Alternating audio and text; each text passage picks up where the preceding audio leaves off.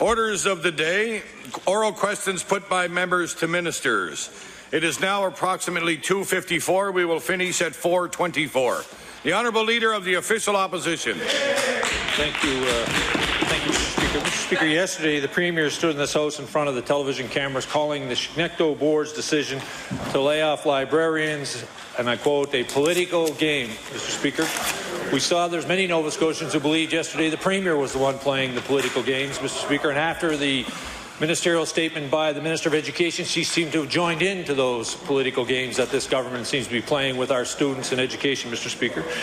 Mr. Speaker, my question to the Premier is, why does the NDP government continue to try to avoid taking responsibility for the pain and harm that their $60 million cuts have caused the public education system? Honourable the Premier. Mr. Speaker, this government's investing more money than ever in the education system. The highest per capita rates for per student in our history, Mr. Speaker, and you know what we simply are pointing out to people in this province is that we want to ensure that the boards make use of the money and get the provincial dollars invested right into the classroom for the kids. The Honourable Leader of the Official Opposition on his first supplementary. Speaker, the Premier continues to chastise the boards publicly, Mr. Speaker, and I quote, I am distressed to see the board, who are supposed to be our partners of the provincial government in the delivery of the appropriate educational services, making decisions that, in my opinion, are simply designed to try to embarrass the government. End of quote, Mr. Speaker. I would think the most embarrassing thing for this government would be the $60 million that they cut for public education. Mr. Speaker, when is the government going to stop publicly chastising the boards for making decisions that are being forced upon them by the Minister of Education? The Honourable the Premier. Mr. Speaker, the school boards have a difficult job. They have a job to do. They have a responsibility to people, and we are simply asking that they accept the responsibility that they asked for. The Honourable Leader of the Official Opposition on his final supplementary. Speaker, they've accepted that responsibility, and across this province, school boards are responding to the needs of students each and every day, Mr. Speaker. Let me remind the government and let me remind the Premier that it's his responsibility to deliver the fiscal envelope to school boards across this province. Mr. Speaker, the Premier has said many times in this House, it is up to the boards how they deliver that funding and what programs they offer. He's said that many times in this House. So my question to the Premier, if they're not going to cut libraries technicians, Mr. Premier, what services do you propose they cut? Honourable the Premier. Well, Mr. Speaker, I'll say again, they should take a good hard look at their administrative costs. That's one place that they could begin, Mr. Speaker. And Mr. Speaker, the simple fact of the matter is we are responsible for providing the boards with the money to deliver the education for kids in this province, which we do. What we do not do is give them a blank check, Mr. Speaker, and I don't think people in Nova Scotia expect that. They expect the boards to use very wisely the money that we give them and make sure that that money gets to the kids. The Honourable Leader of the Progressive Conservative Party. Thank you, Mr. Speaker. My question is to the Premier. Yesterday, the Premier told all of us that school boards are supposed to be partners in education with his government. Then, both inside this House and outside this House, he accused the Schenectady Central Regional School Board of playing games in an attempt to embarrass his government. Well, Mr. Speaker, partnership is supposed to work both ways, so my question to the Premier, how is name-calling an example of partnership? Honourable the Premier. Mr. Speaker, I'm not name-calling. I'm simply naming what is happening. Honourable the Leader of the Progressive Conservative Party on his first supplementary. Well, Mr. Speaker, here is what is happening. The Premier likes to talk about partnerships with school boards, but his actions are exactly the opposite. When he wants a new school, political or otherwise, he's happy to cut the ribbon and take credit for it as his decision. When there are cuts to be made, cuts imposed by his government, he passes the buck off to someone else. Today on CBC, the Schenectady Central Regional School Board Superintendent, Mr. Gary Clark, said that far from playing political games, he found this year's budget process at his school board the hardest he's seen in his decades as an educator. So my question to the Premier, rather than engaging in more name-calling, will he now apologize to Mr. Clark for his treatment of Mr. Clark and the Schenectady Central School Board yesterday in this House and outside? Honourable the Premier. Mr. Speaker, last year we saw the same thing with the same board. They go through this process where they drive up fear in people. They say there are going to be all these teachers that lose their jobs. That doesn't happen, Mr. Speaker. And you know, I have to say, I am not only not going to apologize, I'm going to reiterate that they got to get on with doing their jobs. The Honourable Leader of the Progressive Conservative Party on his final supplementary. Mr. Speaker, the students at Cobequid Educational Centre in Truro are rallying as we speak. Clearly, they want library services and a quality education and the funding that goes along with it. So my question to the Premier, are those students playing a political game too? Honourable the Premier. Mr. Speaker, those students are speaking out on behalf of library services in that board, which they deserve to receive. The Honourable Leader of the Official Opposition. Thank you, Mr. Speaker. In the last budget session, the Schenectady Regional School Board cut 20% from its administrative costs in its board, Mr. Speaker. Mr. Speaker, many of the people left in that board are there to deliver programs that are demanded by provincial governments. Mr. Speaker, all at the same time, though, in the Minister's Department, we have a new position created for Associate Deputy Minister. We have an increase in administrative costs. Mr. Speaker, almost every budget line is going up in her department, but yet school boards are being asked to deliver more with less. Can the Premier tell Nova Scotians why his Minister of Education deserves more, but our students deserve less? Honourable the Premier. Mr. Speaker, he knows that's not true. He knows that exactly the same person in the same position with a different title. No different employee whatsoever, Mr. Speaker. The fact of the matter is we are streamlining the budget of this province. We're taking out FTEs where we are capable of doing that without destroying the service. We're doing it in a common sense, reasonable way in order to make sure that the money that the taxpayers of Nova Scotia entrust us with are spent in the most effective and efficient way. The Honourable Leader of the Official Opposition on his first supplementary. Speaker, I would suggest the Premier read the budget that was delivered here last week, Mr. Speaker. There's no question. There's administrative costs going up in the Department of Education, Mr. Speaker. We've created a new position, Mr. Speaker. It may be the same person from the department filling it, but he's getting paid more money, Mr. Speaker. Mr. Speaker, there are more FTAs. There will be more FTAs being budgeted in the Department of Education, Mr. Speaker, all at the same time. This Premier is bullying school boards across the province and telling them to do more with less, Mr. Speaker. I want the Premier to stand up and tell Nova Scotians how they are going to deliver their education without the proper funding.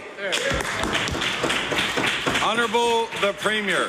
Mr. Speaker, I think the Leader of the Opposition ought to read the budget. The number of FTEs in the Department of Education went down, not up. Mr. Speaker, the school boards in this province are receiving the highest level of funding per student in their history. The Honourable Leader of the Official Opposition on his final supplementary. Speaker, it may be the highest funding per student in our history, Mr. Speaker, but a lot of that is being sucked right over into the Department of Education and not being delivered where it should be. Mr. Speaker, the Premier talks about forcing school boards to deliver educational to the students and at the desk, Mr. Speaker. Maybe he better start by telling the Minister to stop pulling the money that should be going to school boards and hiding it in her department, Mr. Speaker. Mr. Speaker, why doesn't the Premier finally show some leadership and stand up for students in this province and demand that we have a reduction in the Department of Education and deliver that money directly to the students in this province?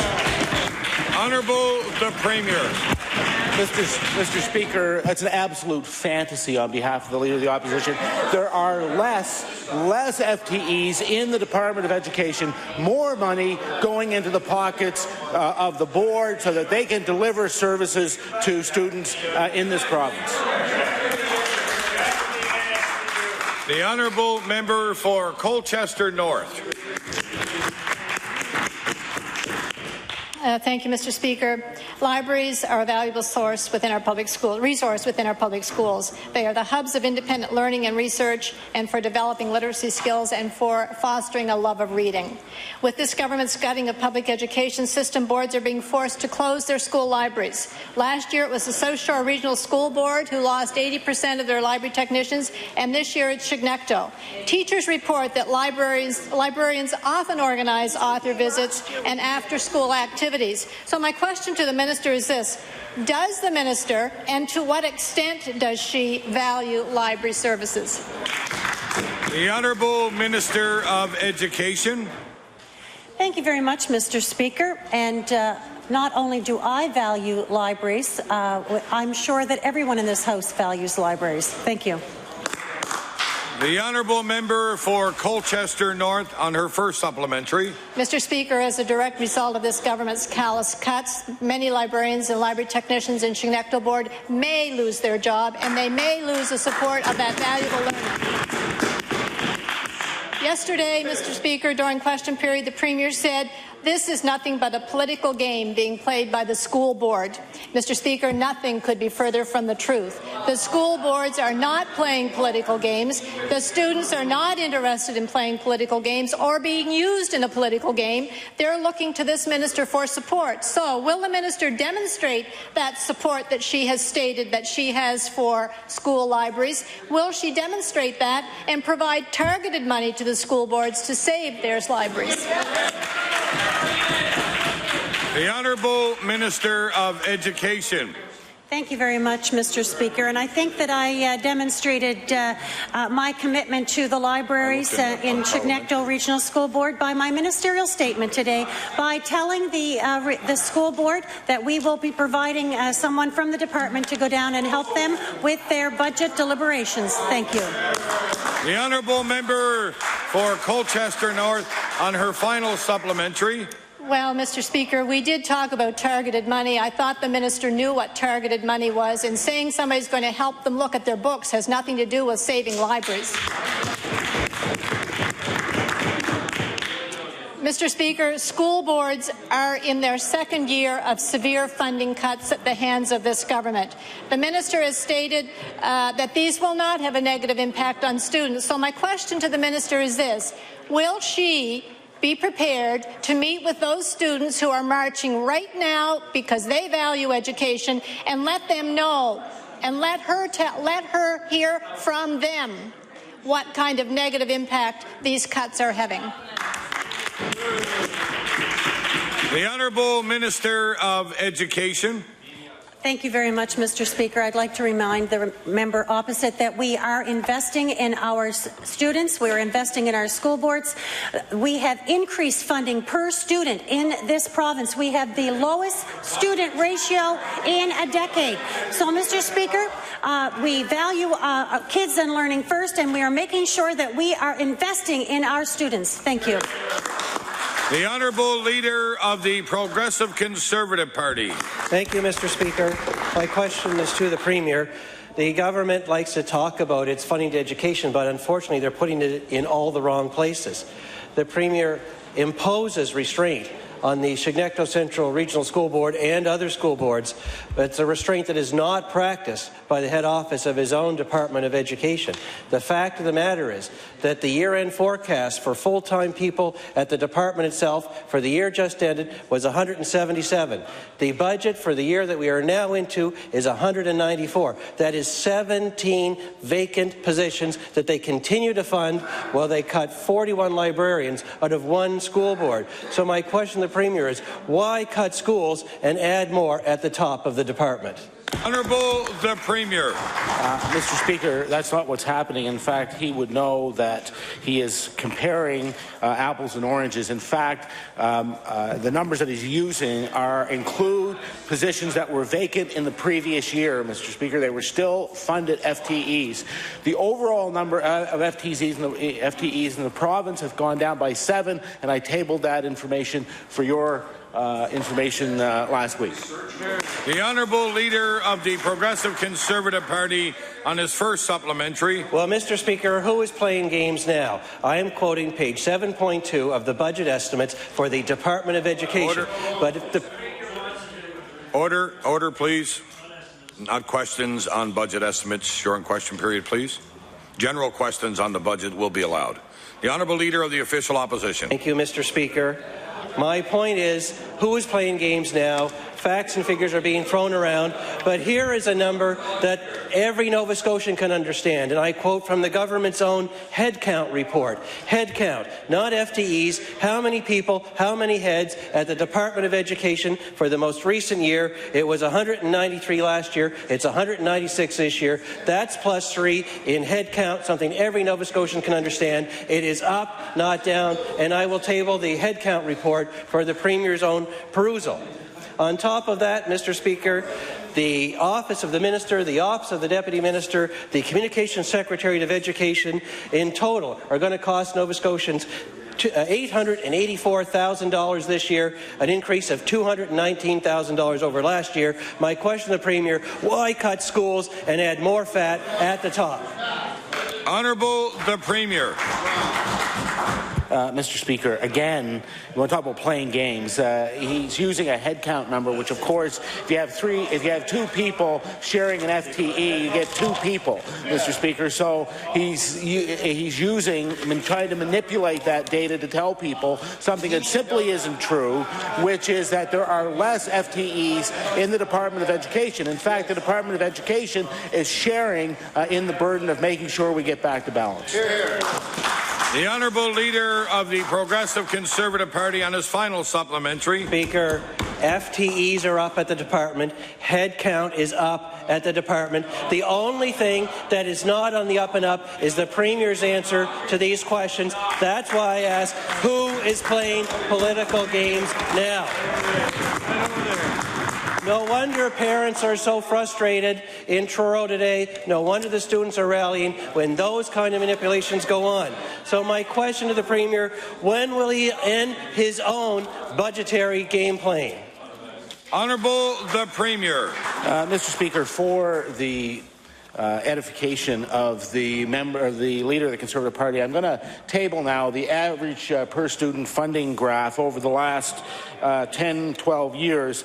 What it shows is, of course, while the former Leader of the Conservative Party and former Education Minister, now the Liberal member for Colchester North, was the Minister of Education, the amount of student funding stretched from $8,217 to $9,258. This year, it'll be $10,457 per student.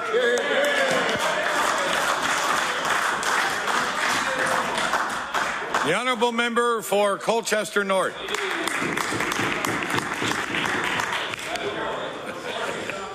Mr. Speaker, the Education Minister struck an anti-bullying task force to study the problem plaguing the youth of Nova Scotia. The task force produced a report with 85 well-documented and well-researched recommendations. This government has a very poor record of effectively and efficiently implementing any strategies, and they frequently suffer from delays. But, Mr. Speaker, we can't afford any delays in implementing these recommendations. So my question to the Minister is this: when will the Minister produce a timeline outlining the implementation of the report's recommendations? The Honourable Minister of Education. Thank you very much, Mr. Speaker. Soon, very soon. The Honourable Member for Colchester North on her first supplementary. You know, Mr. Speaker, we might be amused by that, but it's a sad state when we have kids that are bullied and they're suffering both physically and emotionally. And the best this minister can say is soon, very soon. Mr. Speaker, anti-bullying report recommends hiring more guidance counselors and providing more mental health resources. This government has cut $65 million from education, $60 million from health care, and they still have not produced their mental health strategy, which was promised 2 years ago. Mr. Speaker, this government is not fond of investing in education or in health. The problem of bullying, however, needs to be addressed now. So my question to the minister is this: does the minister really believe that a $350,000 social media marketing campaign is the answer to a very serious problem? The Honourable Minister of Education.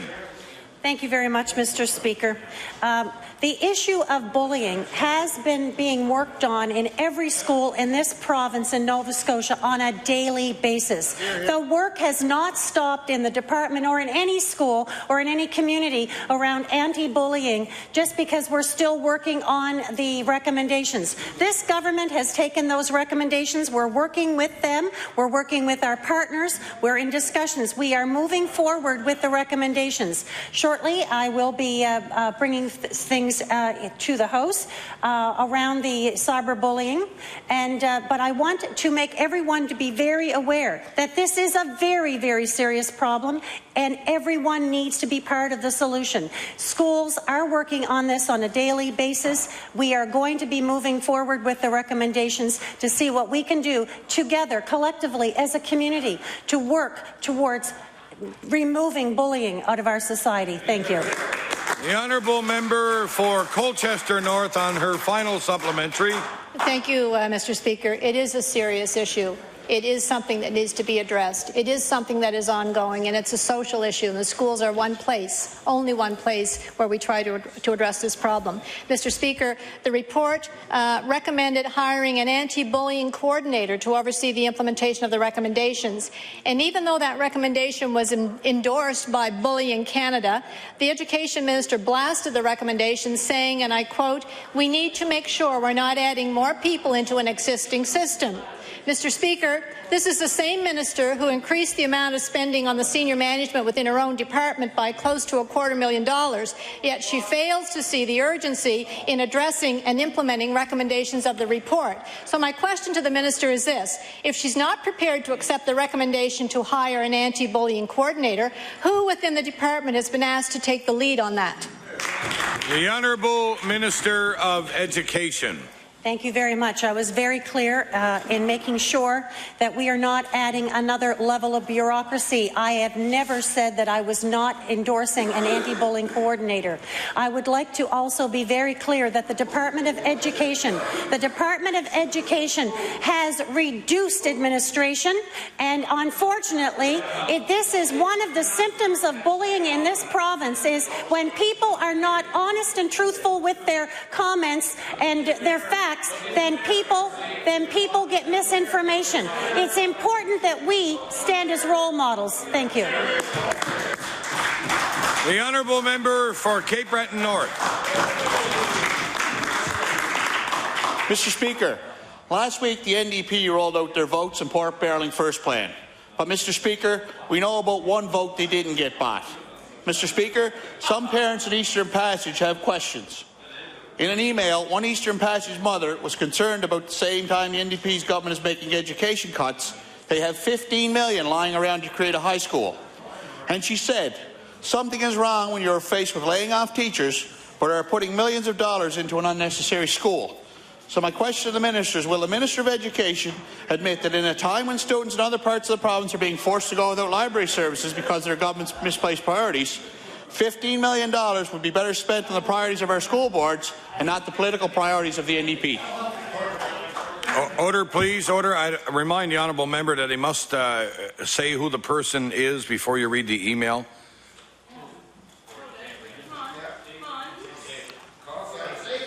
You have to say who it is and then say the quote.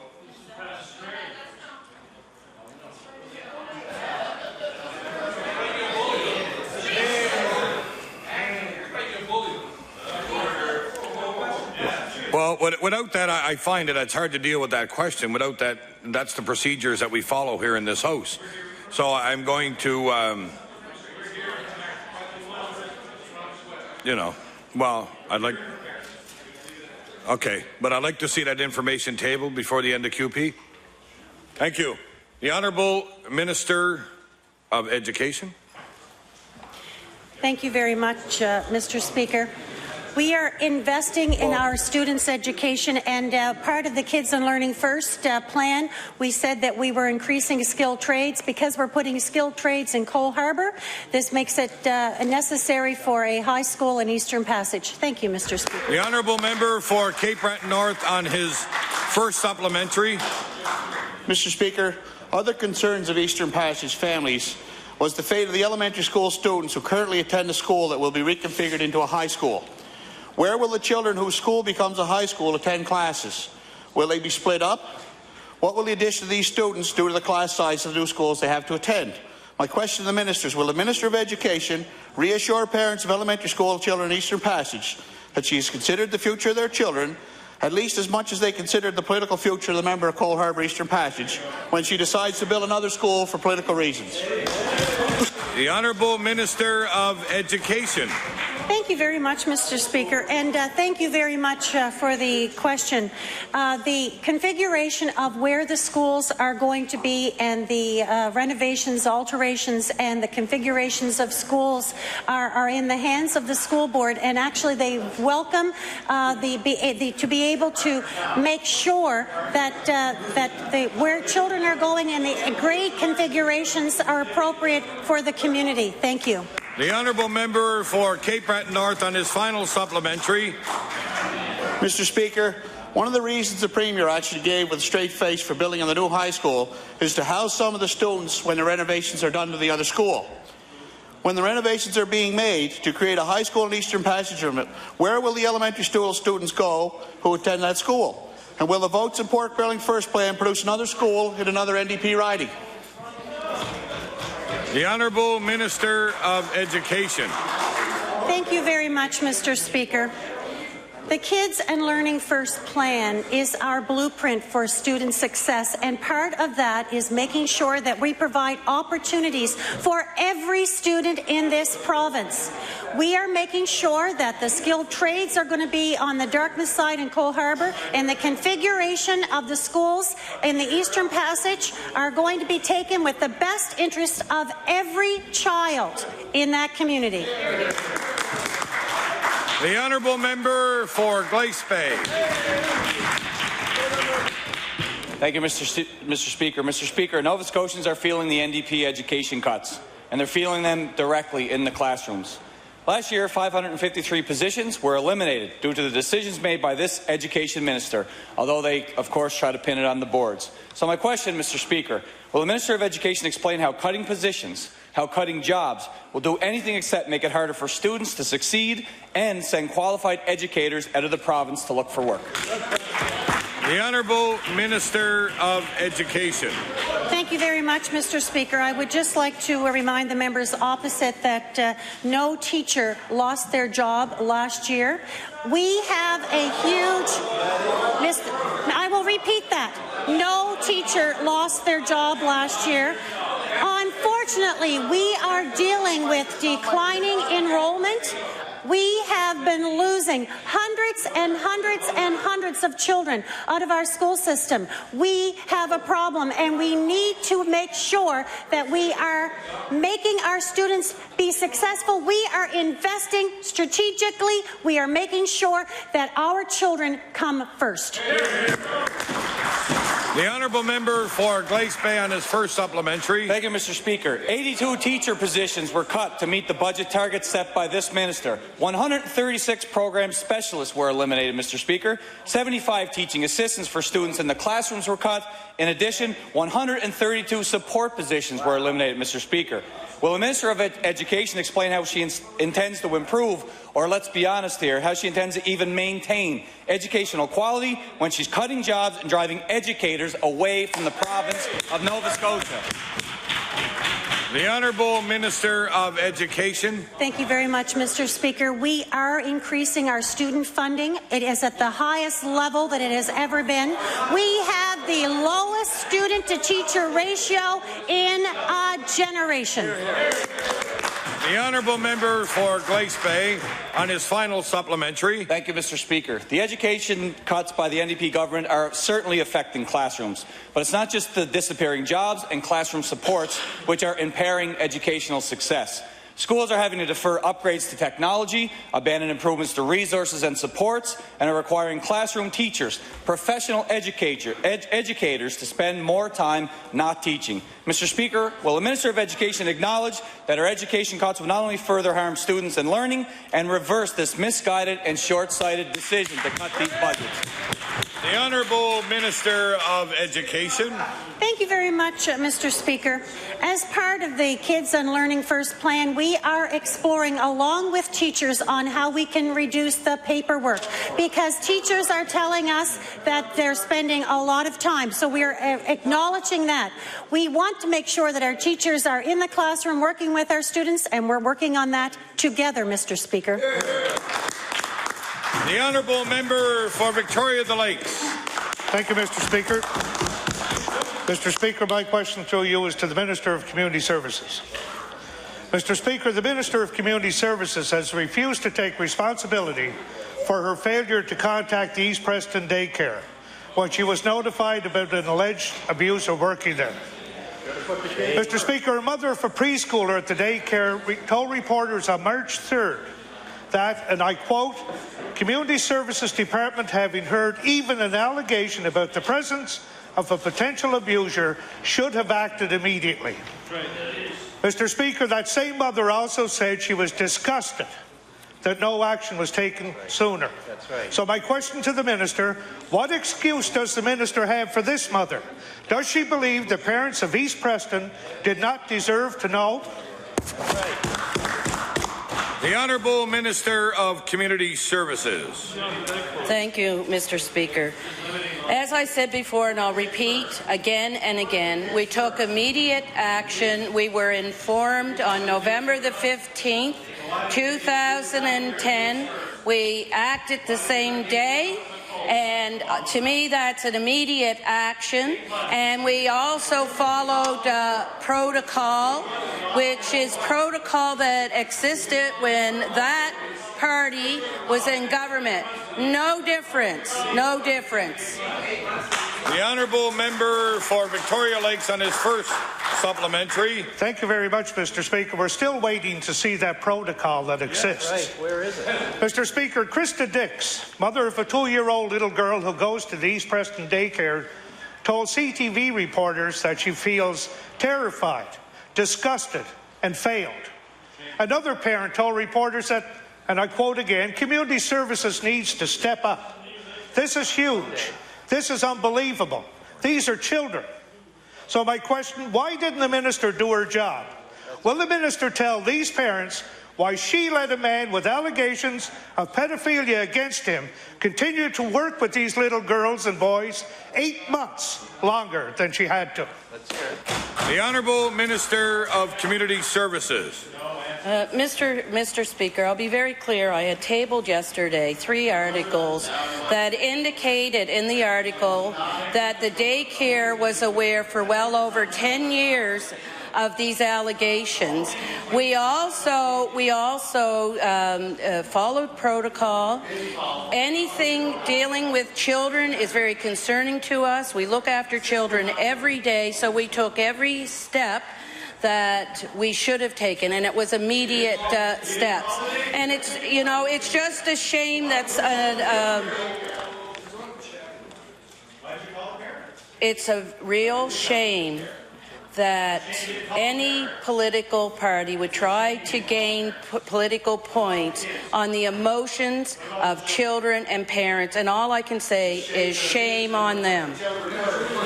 The Honourable Member for Victoria the Lakes. Well, Mr. Speaker, our job is to ask tough questions. The Minister's job is to answer them. That's right. If she's not up to that job, there's a solution for that as well. Exactly. Mr. Speaker, Nova Scotians have a right to know that this minister did her job to protect vulnerable children. The more the minister tries to deflect, the more it becomes clear she's not up to the job.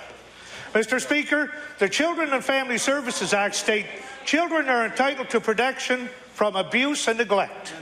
In this case, the minister failed to do her job. She did not provide any protection to those children. When the board of directors at the daycare heard about the allegations from a reporter last June, they held an emergency meeting and fired the person. They did the right thing. When the minister heard, she did absolutely nothing to alert the daycare. The only reason the situation went on so long is because of that minister. She let the media do her job. The media did the right thing. So my question, Mr. Speaker, there are no more excuses. The minister needs to admit today that she is wrong. She failed to do the right thing. Will the minister finally admit this to these parents? The Honourable Minister of Community Services. Mr. Speaker, once again, I'll be very clear. The fact is when we were notified of the situation, we took immediate action. We contacted the Halifax Regional Police Force and the RCMP Major Crime Unit. We did an internal investigation. We checked the Child Abuse Registry. We also know that the daycare did know about the allegations for over 10 years. I have tabled 3 articles that state that. We took every action. The act that they're referring to talks about if there's a current...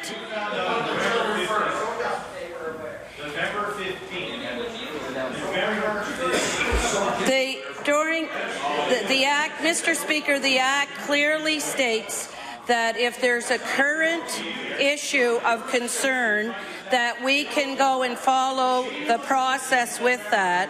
We took the protocol process.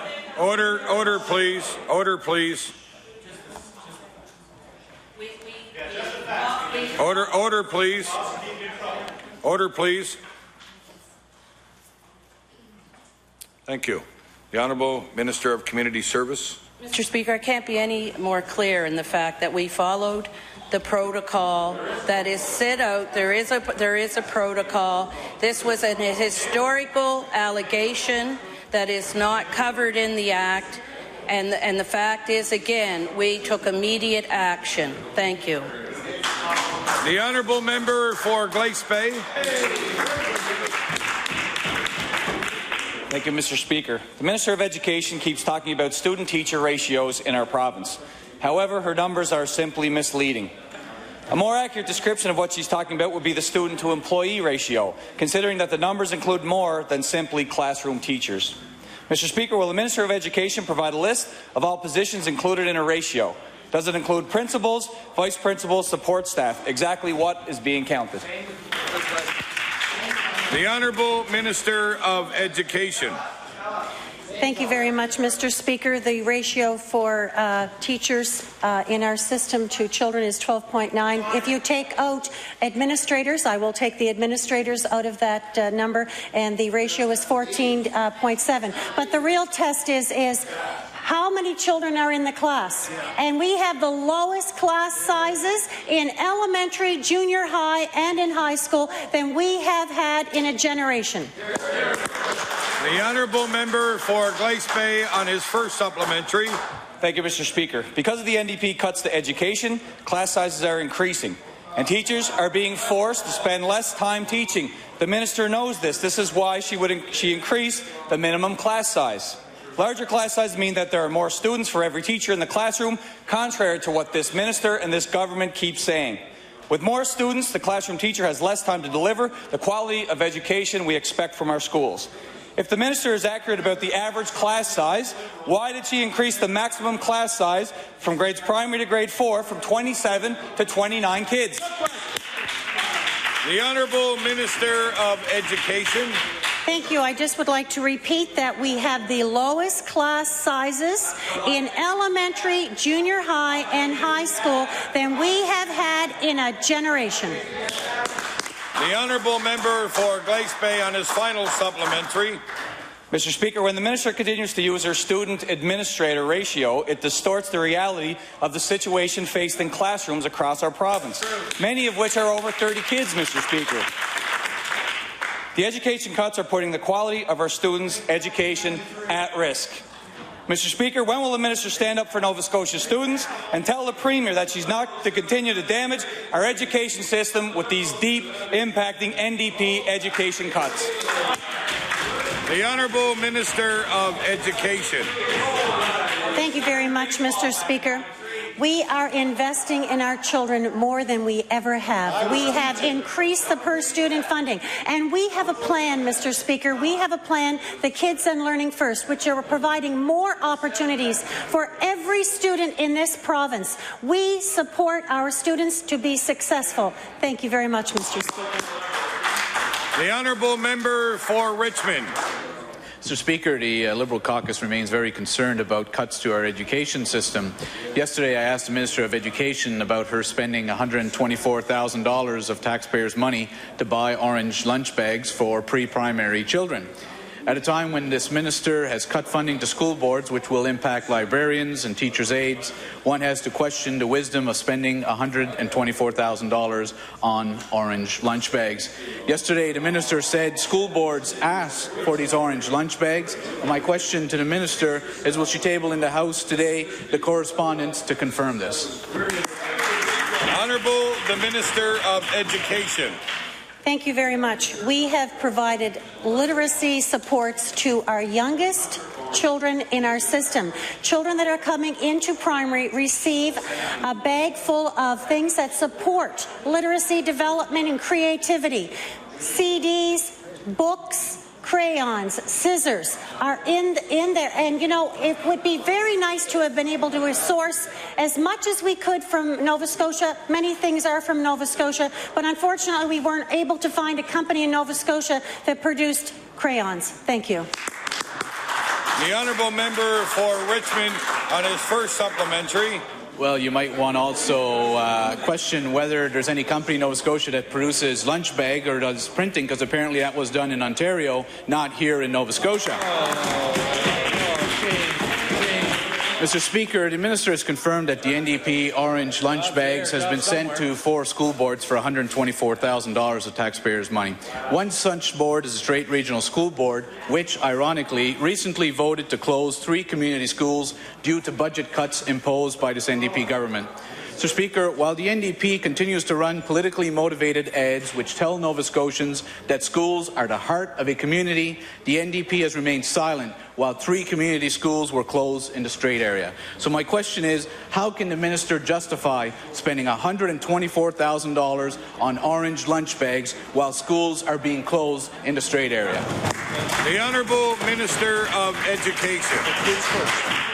Thank you very much, Mr. Speaker. We have provided literacy support to our youngest children coming into school. This government also has changed the formula to make sure that we are supporting our small and isolated schools. We have increased $22 million going to our small and isolated schools in this province. Thank you.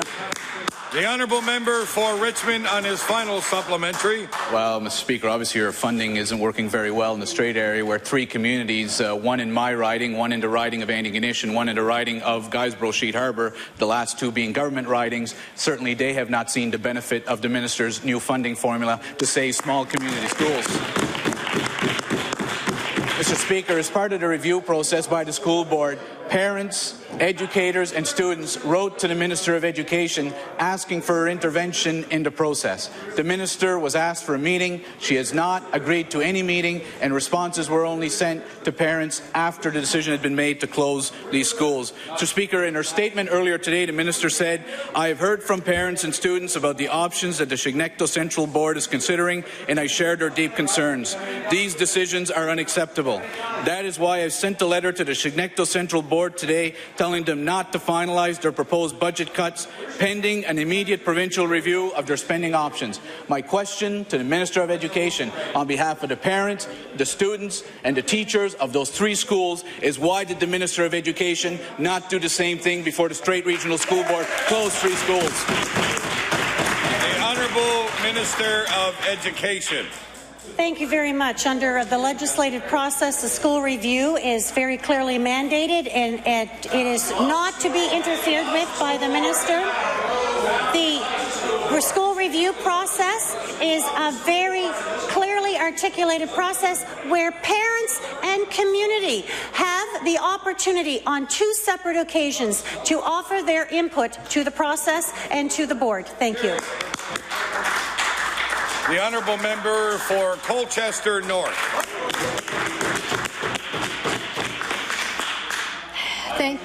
Thank you, Mr. Speaker. On February 8th of 2011, in correspondence from the Minister to the South Shore Regional School Board, she stated that the cost of delivering the Reading Recovery Program was $7.1 million. At the time, eliminating Reading Recovery was touted by this government as being a cost-saving measure. So how many dollars, to the Minister, how many dollars did the Minister plan to save by eliminating Reading Recovery? The Honourable Minister of Education. Thank you very much. We brought in a program called Succeeding in Reading to make sure we were meeting our youngest children's needs. This government did not want to see children wait till grade 1 and then almost through a lottery system, 1 or 2 children getting Reading Recovery. We wanted to get in to make sure that our children are supported early in primary and carried through as they need support when they need it, not wait for 1 or 2 spots in a Reading Recovery program that was expensive. We are spending money wisely to reach more students. The Honourable Member for Colchester North on her first supplementary. Thank you, Mr. Speaker. The question was, how much did the minister plan to save? The second comment is, I'm not sure what board she worked with, but I've never heard of a lottery system to qualify for Reading Recovery.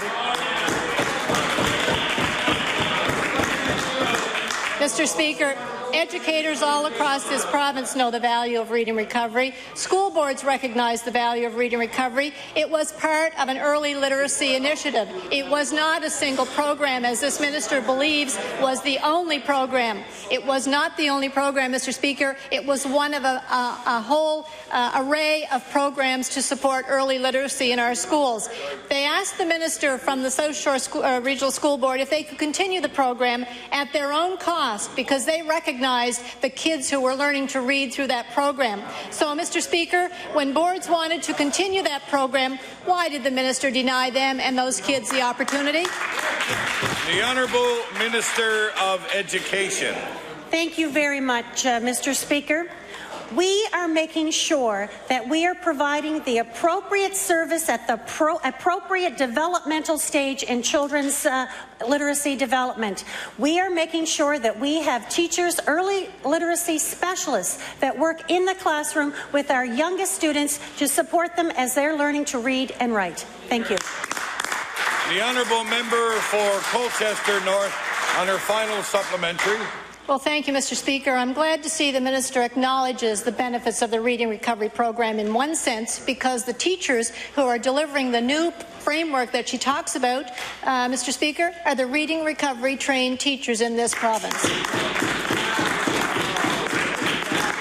Mr. Speaker, these teachers are highly skilled at early literacy intervention, and they're a great resource in our public education system. Hundreds of students in the Reading Recovery Program have been successful and are confident young readers. And for a nominal licensing fee of approximately $3,000 per board, hundreds of our current students could still be benefiting from Reading Recovery. So my question to the minister, how can the minister deny the students that we have as most vulnerable in grade 1? How can she deny them the opportunity to take advantage of a program that may work for them?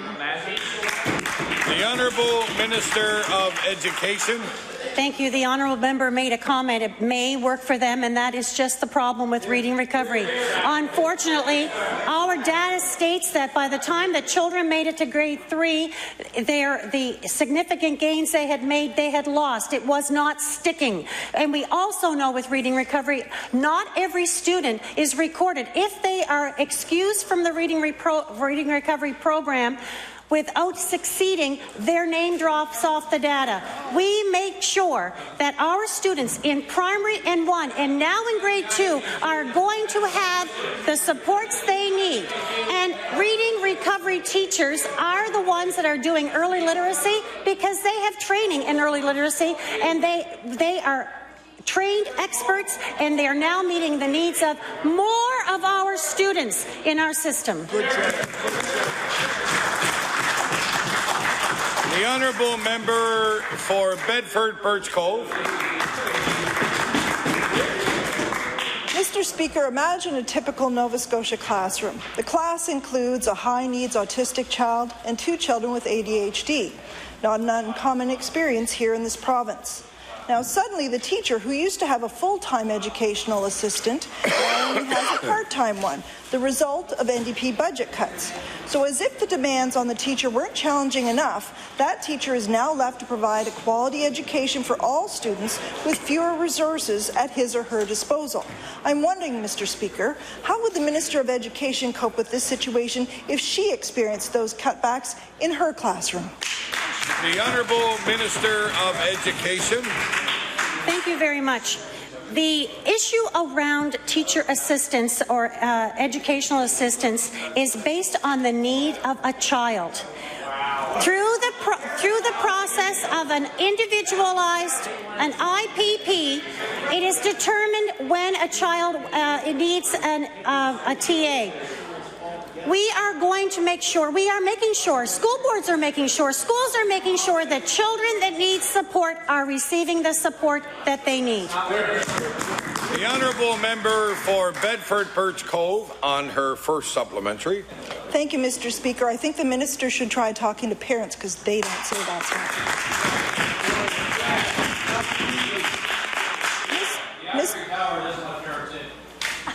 Mr. Speaker, I don't think I need to tell you that no one wins in this classroom. The students with special needs have lost their valuable support system and they've lost their best opportunity to learn. The other children in the class will not receive the attention from the teacher that they need and deserve, and the teacher's resources are stretched to the breaking point.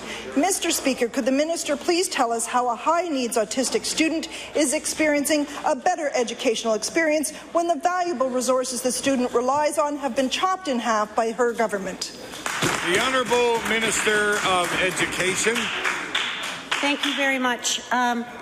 I don't know this particular case, but any student, any child that has autism, we make sure that through their individual planning program, which involves a team approach, which is the teacher, the administration, resource teachers, maybe outside agency, but the key person on every team is the parent, and the parent and the team determine what supports the student needs in the school.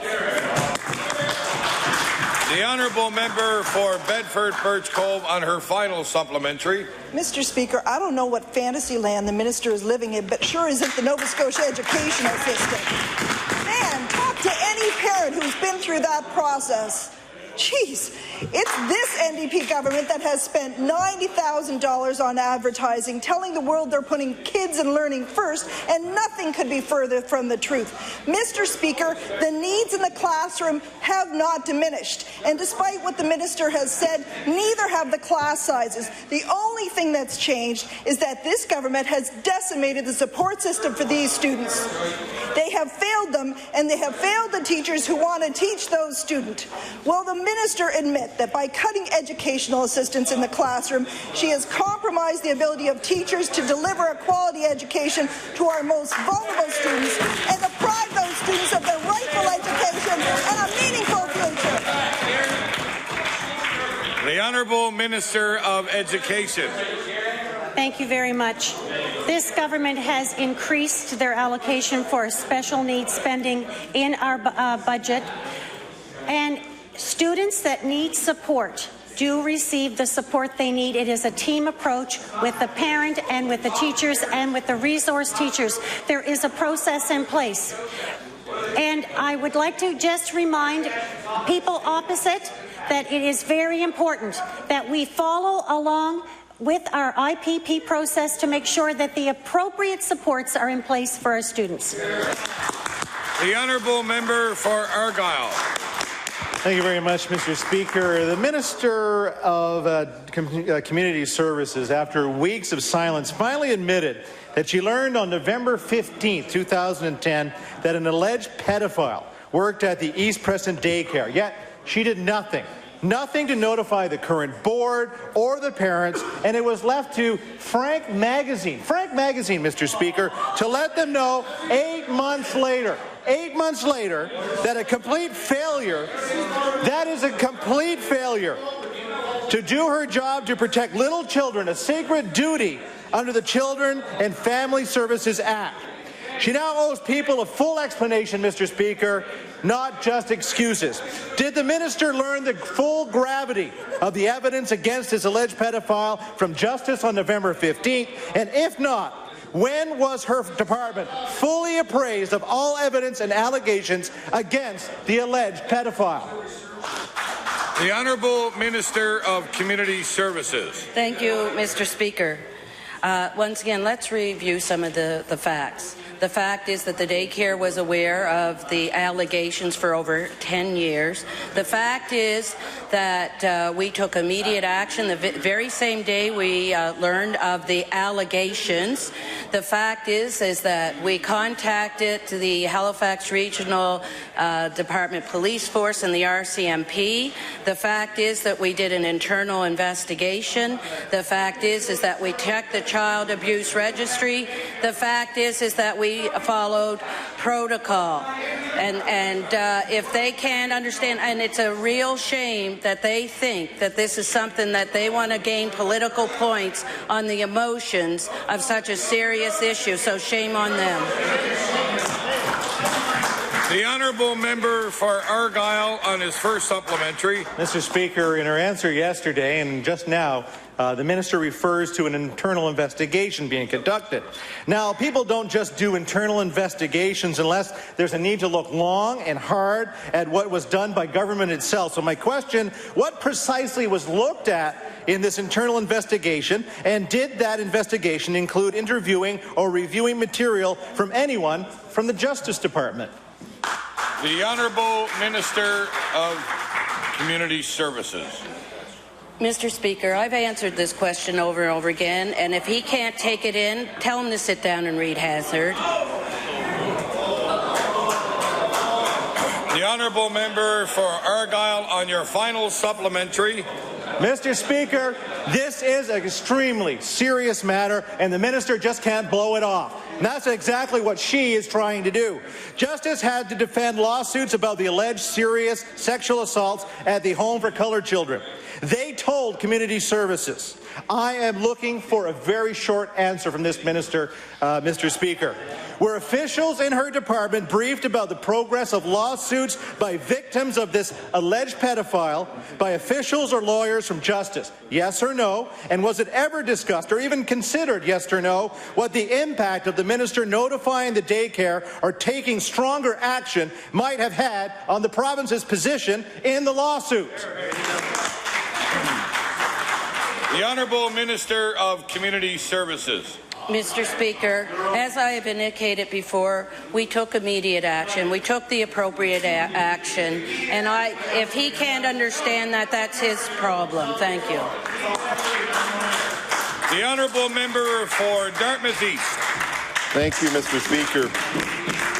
And Mr. Speaker, my question is for the Minister of Energy. Mr. Speaker, today we learned from the CEO of Efficiency Nova Scotia that the Department of Community Services and possibly other departments have accessed funding from the corporation to pay for upgrades and energy efficiencies to properties owned and operated by the province. So, Mr. Speaker, Efficiency Nova Scotia, and more importantly Nova Scotia Power ratepayers, are effectively subsidizing the Department of Community Services for energy upgrades that the province should be able to pay for from their own budget, as they require municipalities to do.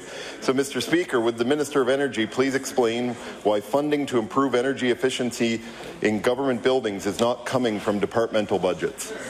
The Honourable Minister of Energy. Thank you, Mr. Speaker, and I thank the honourable member for the question. Certainly, I think all Nova Scotians are interested in supporting programs that will save money on our energy costs, whether it's a homeowner or a small business, large corporate interest, or a government building. And this program that's underway is saving a considerable amount of money. I think somewhere in the range of $100 million a year. Why wouldn't we want to save that money? The Honourable Member for Dartmouth East on his first supplementary. Well, Mr. Speaker, isn't it interesting that this government decided to tell municipalities that they should pay for the LED streetlight upgrades through the future cost savings, but they want to raid the bills of Nova Scotia Power's ratepayers to pay for their energy efficiency upgrades? That's not fair. You know, Mr. Speaker, this government added a new electricity tax to power bills of ratepayers after opposing the Tory plan to do just that during the election. And then they raided the fund. And of course, improving energy efficiency in government-owned and operated facilities is important, but the minister can't possibly believe that government departments should be taking opportunities from residents and businesses of this province when the government could fund the initiatives itself. So, Mr. Speaker, does the minister believe government departments should stop raiding Efficiency Nova Scotia programs so that more non-profits, low-income families, and indeed families and businesses from across this province can access more efficiency funding? The Honourable Minister of Energy. Thank you, Mr. Speaker. Certainly, we do have a number of good programs for low-income Nova Scotians, programs that do with weather stripping or insulation or air sealing, insulating the hot water tank, and so on. So those are all of benefit to low-income Nova Scotians. A lot of seniors, unfortunately, are low-income as well, and they would benefit from any of those programs. So there's programs out there for everybody, whether it's an existing home, a new home, a small business, large businesses, and yes, even government buildings. It's all saving money for Nova Scotians. The Honourable Member for Dartmouth East on his final supplementary. You know, Mr. Speaker, isn't it interesting that the government chooses to tell municipalities to fund energy savings one way, but doesn't follow their own advice to the municipality? You know, Mr. Speaker, the NDP had a choice to abandon the Tory proposal to tax Nova Scotia Power customers and have shareholders pick up efficiency costs. But the NDP changed their position from the election like they've changed so many other election positions and sided with big business. Now it turns out, Mr. Speaker, the Premier once suggested the URB made that decision, did not. I stood at the press conference with the minister downstairs when the minister trumpeted that this would be a Christmas gift for Nova Scotians to be taxed on their bills. And I stood here while that bill was debated before this House, when that bill could have charged shareholders, and the Premier knows it. Mr. Speaker, now it turns out government departments are bleeding money from programs run using the tax instead of financing their own energy upgrades. This means less money available to people and businesses wanting help to improve their energy efficiency. So, Mr. Speaker, will the minister ask his cabinet colleagues to stop departments from seeking their funding from Efficiency Nova Scotia for government-owned and operated buildings and make that funding available to members of the public? The Honourable Minister of Energy. Thank you, Mr. Speaker. And, you know, Christmas comes all year round when the HST is taken off of power rates for everyone, for all Nova Scotians. But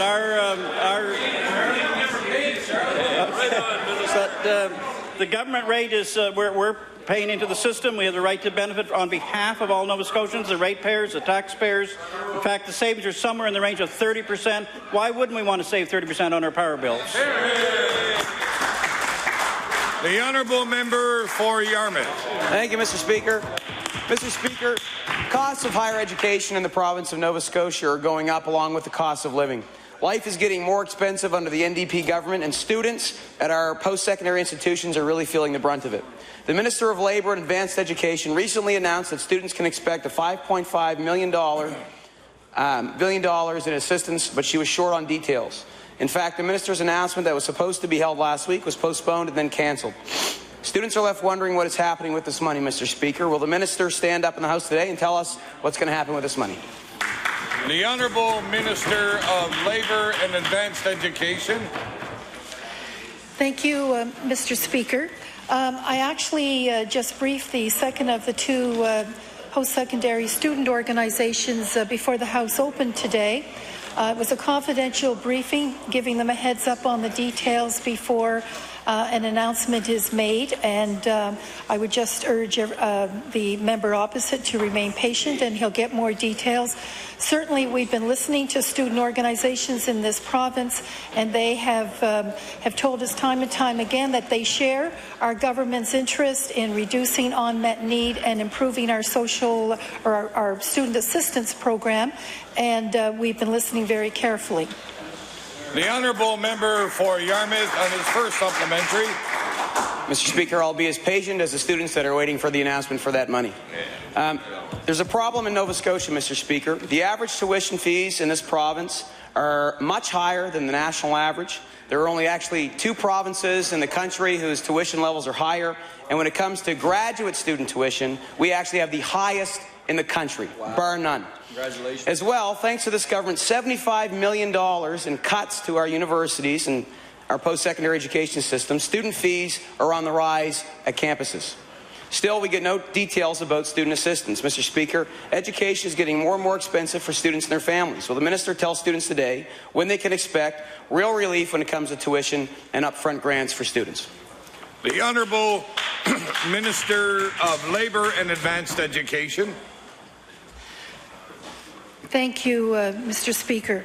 Our government has been very clear from day one that the group that we are comparing in the statistics, as the member well knows, are undergraduate Nova Scotia students in Nova Scotia universities. And we are committed to keeping their tuition at or below the national average. And we have certainly been able to keep that commitment. And we are doing everything possible to make university education in this province, post-secondary education in a more general sense, affordable and accessible to Nova Scotians, and we're committed to that and we will stick to it. Thank you. The Honourable Member for Yarmouth on his final supplementary. Mr. Speaker, how is gutting $75 million out of core funding to our universities supporting a more affordable education system? It's not, Mr. Speaker. The fact is, tuition is going up in this province, especially when it comes to undergrad and graduate tuition. We've seen that. Stats Canada has spoken about it. And I just want to read this here. High tuitions are a deterrent to many bright and talented young people who want to acquire post-secondary education. Families are struggling to help their students pay for university. The NDP will continue to fight for lower tuition in Nova Scotia. Mr. Speaker, that came from the leader, from the Premier when he was leader of the opposition. How quickly those promises fail when this government took office, Mr. Speaker. Mr. Speaker, Mr. Speaker, it's not what this government's doing. Recently, the graduate retention rebate was cut by $13.8 million, Mr. Speaker.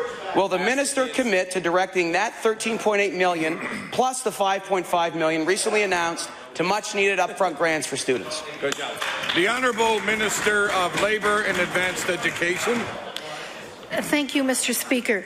Over the last 2 years, our province has invested $48 million new additional dollars to support students attending post-secondary institutions in this province.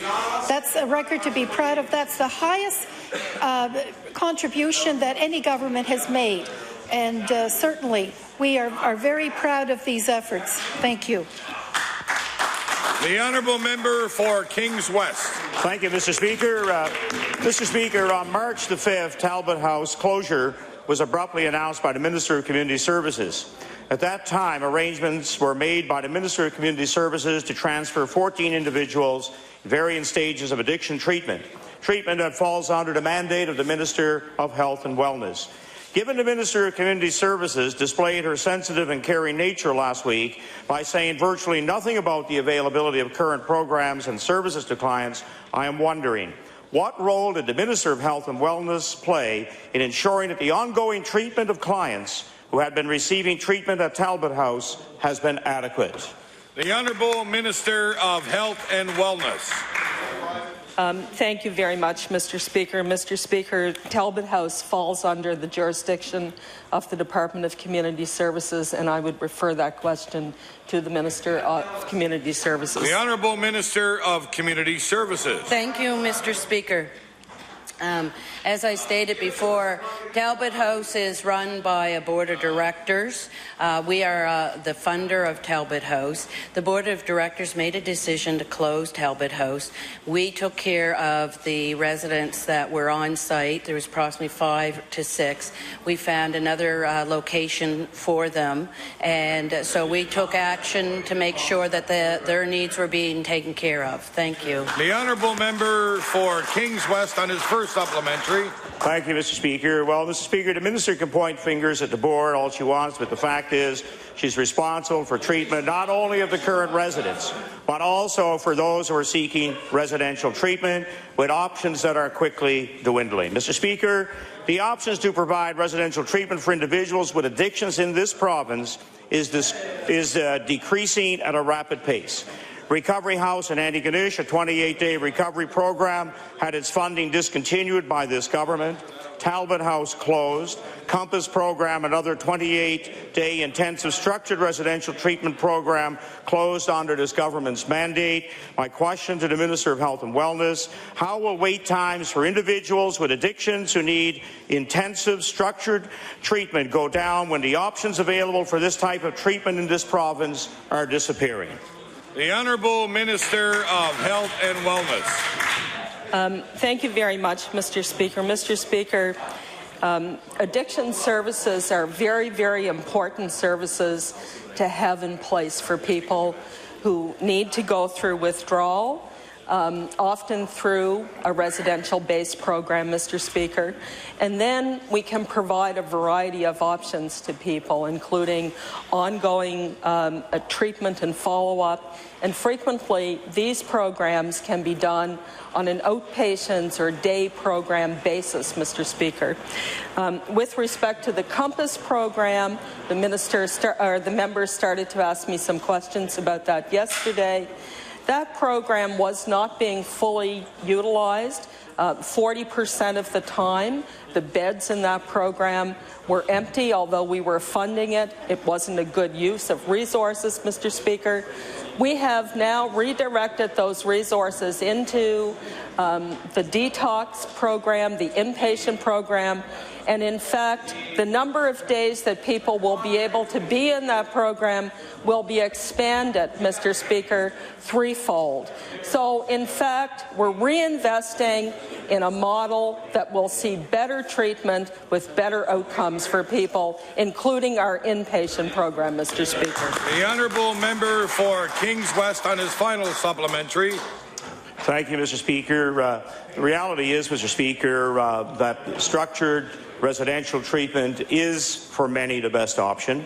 The government has dismantled addiction treatment options in this province without ever having released a mental health and addiction strategy. It's like the minister is hoping these individuals who do not respond well to community-based program just go away. How will the minister ensure those requiring structured programming to deal with their addictions are able to get treatment in a timely manner? The Honourable Minister of Health and Wellness. Thank you very much, Mr. Speaker. Well, Mr. Speaker, as I indicated, we are taking a variety of initiatives to improve access for a greater number of people in Nova Scotia, be they children, youth, or adults.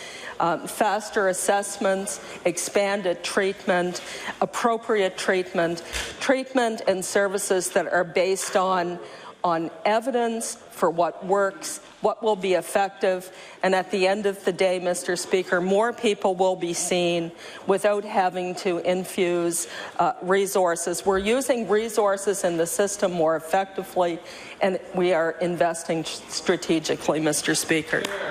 The Honourable Member for Inverness.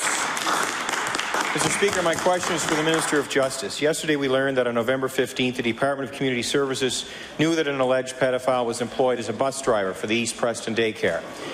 The Department of Justice was the obvious source for this information. Will the Minister tell us what exact date he became aware of the risk to preschoolers at the daycare? The Honourable Minister of Justice. Thank you, and I want to thank the member for that question. I just want to add to my colleague's position on this is that the important fact here is that when there's allegations or alleged actions made in our communities, is that a report is made to the appropriate police agency, and in this case it was done. And I have all the respect for the police officers in this province, but a common thread that seems to be coming from the third party is that they lack confidence in the qualities and skills of our highly professional police officers, and that's a bit disturbing, Mr. Speaker.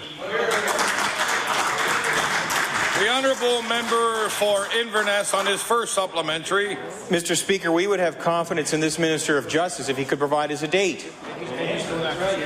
So, Mr. Speaker, we have placed great emphasis on this matter here in question period because the allegations of past abuse by this individual are very disturbing. If they are true, we are concerned another young person could suffer the same experience. My next question, what steps did the minister take to protect the children when he knew that they were in the presence of the alleged pedophile? The Honourable Minister of Justice. Thank you, Mr. Speaker. I want to assure all Nova Scotians that I, as the Minister of Justice, take any actions that are aggressive or violent against a child or abusive in any manner, and I take that seriously. And the Department of Justice acts promptly on all allegations and issues, and as my colleague had mentioned, on the date that her office became aware, they took the appropriate action by notifying the police and then allowing the process, and she did that immediately as reported in the House, and I stand by my colleague's comments. The honourable member for Inverness on his final supplementary. Mr. Speaker, parents want to know that their children are protected from alleged pedophiles. Who from the Department of Justice met with who from the Department of Community Services on the phone, in person or by email, and what information was conveyed to protect these children? The Honourable Minister of Justice. Thank you, Mr. Speaker. Another part of this whole process is that our judicial process is well respected, highly professional, and does an excellent job. Public prosecutions, who are an independent body, look at all issues such as this that come forward and look for the substance in regards to allegations.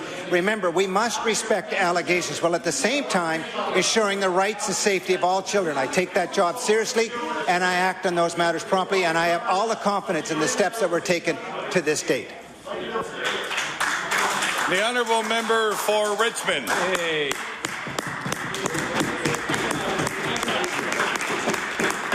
Mr. Speaker, in the first 3 full months of this year, there have been 10 reports of shootings by the Halifax Regional Municipal Police. The issue of violent crime has been brought to the Justice Minister's attention in this House by myself and others on numerous occasions. But as of yet, the Minister has failed to take any proactive measures in developing a violent crime prevention strategy for both HRM and the province of Nova Scotia. Now, my question to the Minister is, why does the Minister refuse to address violent crime in the province of Nova Scotia? The Honourable Minister of Justice. Mr. Speaker, I want to thank the member for the question, and it gives me an opportunity to outline that as Minister of Justice, I take all matters that deal with violence seriously, and that over the last year, and I reported in the last time this House sat, is that I've been meeting with colleagues throughout the justice system. In fact, I've recently met with the police, both the RCMP and the Halifax Regional Police, and I compliment them on the strategic steps that they're taking to do enforcement when violent incidents are occurring. And I want to point out to Nova Scotians that they are doing a phenomenal job when a violent situation occurs. I'm going to stop my answer at this point, and I will add more when he gets his next question to outline some other key points that need to be outlined. The honourable member for Richmond on his first supplementary. Well, Mr. Speaker, we don't have much to say. I guess it's best to pace yourself to try to stretch it out a bit more. Mr. Speaker, ironically, this is a government which is very fond of strategies, as we heard of 5 new ones in the throne speech ×4. Mr. Speaker, we have seen from this minister quite clearly is that he's only interested in reacting to events. Mr. Speaker, gun crime is a very serious issue and is one that only seems to be getting worse as the months and years continue. It is an issue here in the Halifax Regional Municipality, but it's also one that's affecting lives throughout the province of Nova Scotia. Mr. Speaker, Nova Scotians need to know that the Minister of Justice is taking measures to ensure that gun crime is addressed once and for all. Mr. Speaker, yet after almost 3 full years in office, we have nothing in the terms of a proactive strategy to address violent crime in this province. So my question again is, when will the Minister stop reacting to issues and develop a strategy which would address violent crime in our province?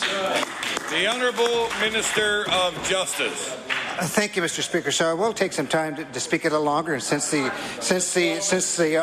honourable member has put an invitation out to me to go beyond just a brief answer and give a more in-depth answer, and I'm very happy to do that, Mr. Speaker. I want to outline that some of the steps that we've taken in direct regards to domestic violence. And recently, I just spoke and gave an overall presentation on the strategic plan that I, as Minister, and the Department of Justice are giving. We gave that out of form. I guess I should have put an invitation out to the member. My colleague there.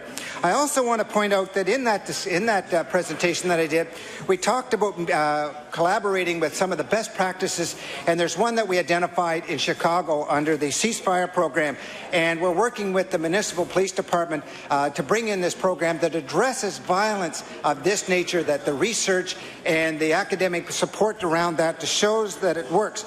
We're looking at that, sir. We're also expanding the restorative justice initiative within the province, and we are a world leader in this area. We're partnering with Dalhousie University, and I will save more to tell about all the good things that we're doing in the next part to a supplementary question. And I thank the member for his question. The honourable member for Richmond on his final supplementary.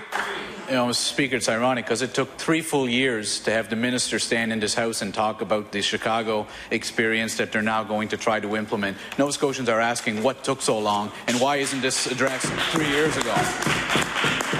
Mr. Speaker, the reports from Halifax Regional Police speak for themselves. January 1st, very first day of this year, a shooting at the Metro bus terminal in Dartmouth. January 11th, several gunshots in the area of 200 block of Ross Street in Halifax. February 6th, police responded to a report of shots being fired in the area of Demetrius Lane and Victoria Road. March 24th, shots fired near Grafton and Carmichael Streets. April 2nd, a man had been shot in Dakin Drive in Halifax. Mr. Speaker, this is a serious issue that for years now, the last 3 years, we've been calling upon this minister to put a strategy in place to allow our police officers and our communities to be able to battle gun crime and to make our streets safer. So my question again to the minister, why will you not announce a formal violent crime prevention strategy for the province of Nova Scotia? The Honourable Minister of Justice.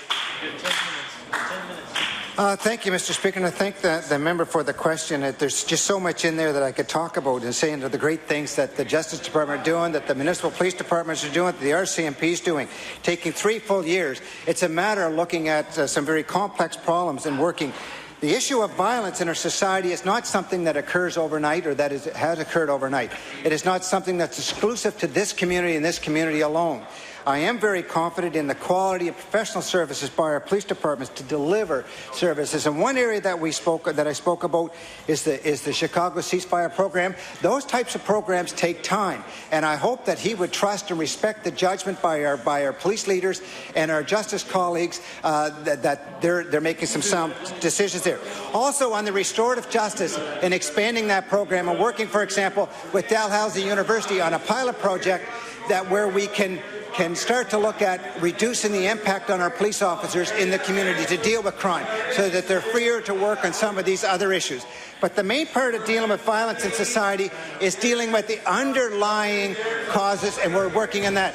I want to say I can hear from my colleagues about giving a speech. The member, my colleague across there, asked me to give more detail. They can't have it both ways. It seems to be typical. The Honourable Member for Victoria the Lakes. Thank you, Mr. Speaker. Mr. Speaker, last fall, the President of Michelin Canada, in an unprecedented move, came to Law Amendments Committee condemning the NDP's first contract arbitration, calling it a threat. So, Mr. Speaker, my question through you to the Minister of Labour and Advanced Education. Since ramming through first contract arbitration last fall, has she or the Premier had any follow-up meetings with Michelin executives about their future investment in this province? The Honourable Minister of Labour and Advanced Education.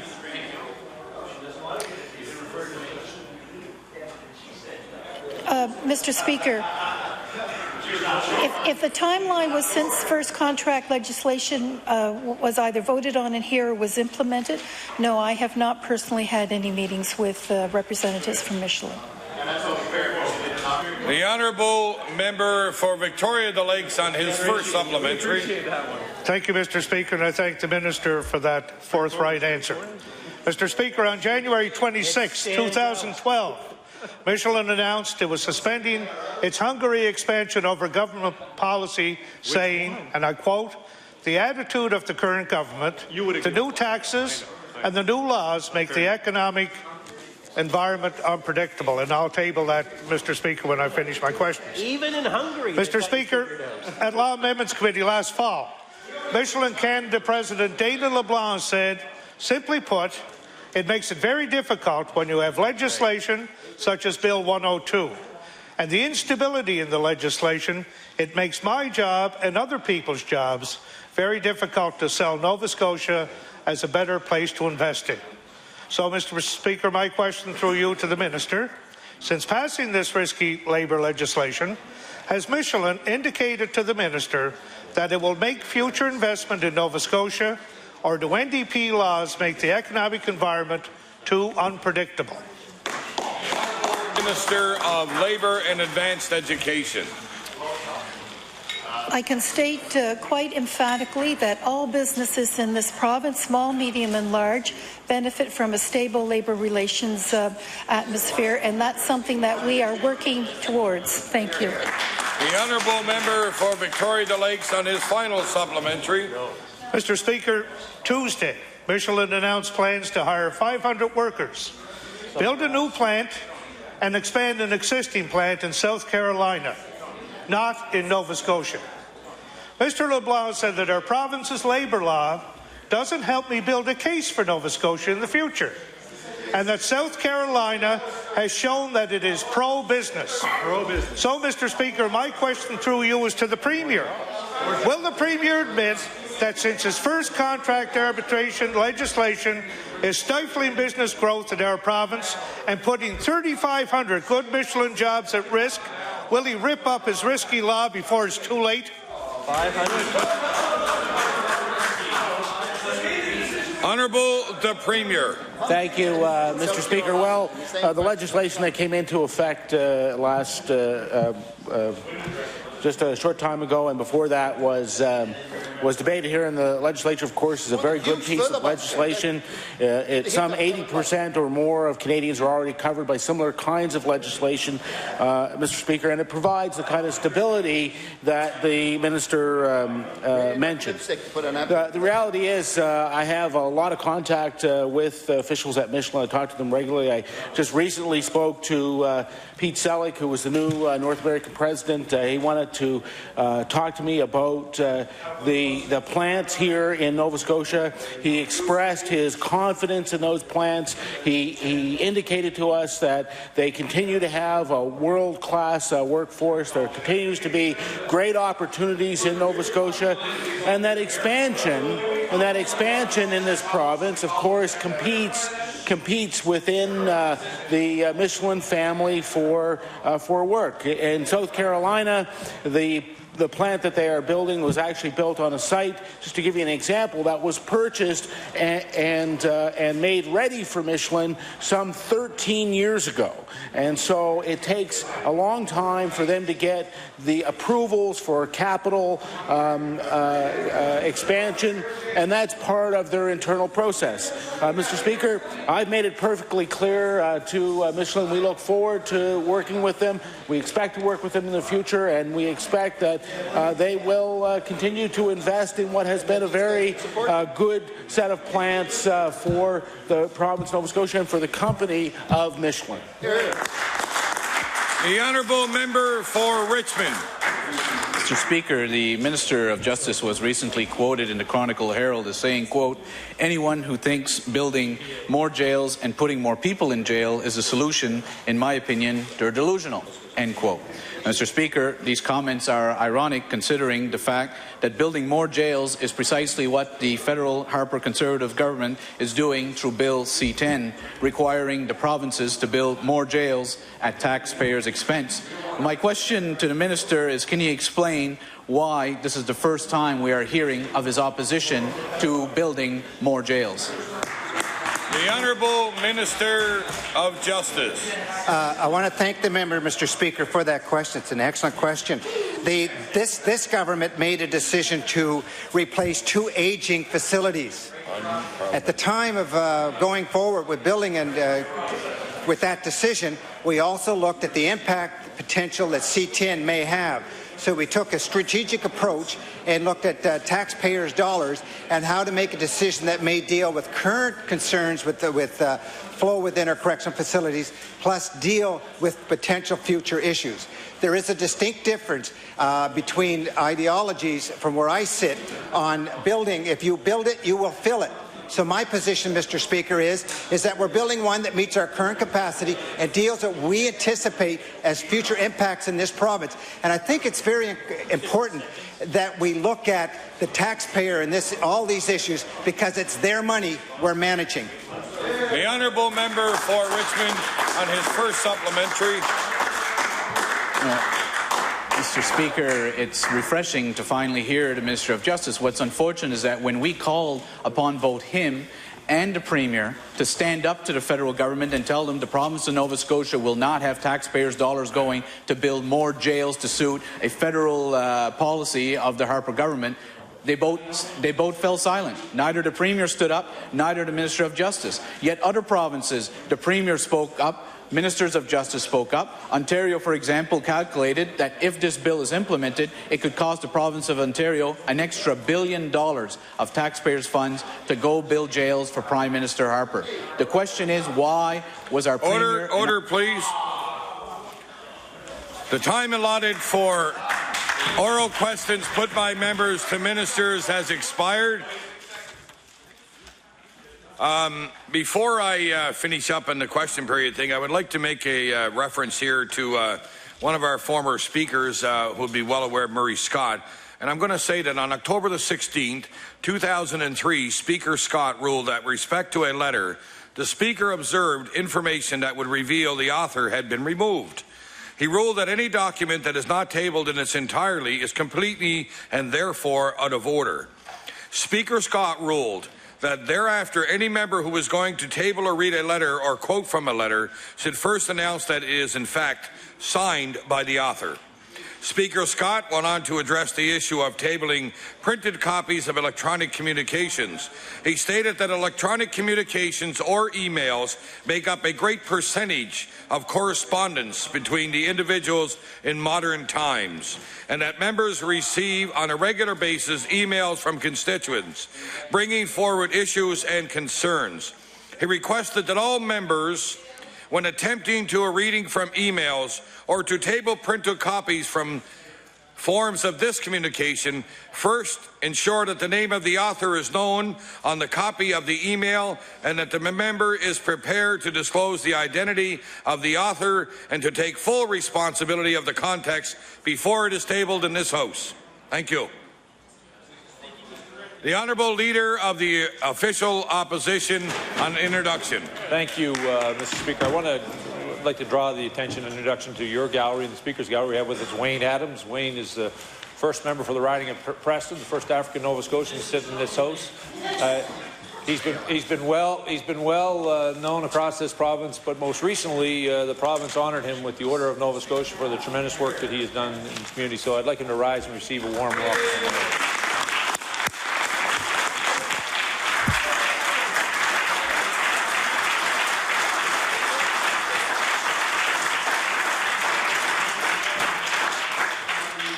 We welcome all our guests to the gallery, and I will now recognize the Honourable Government House Leader on a point of order. Yes, thank you, Mr. Speaker. Mr. Speaker, during the question period today, the Leader of the Official Opposition, when questioning the Minister of Education, used the word bullying. And I think you've ruled on this or brought it forward one day before, and it was resolved with the reaction of that word, Mr. Speaker. So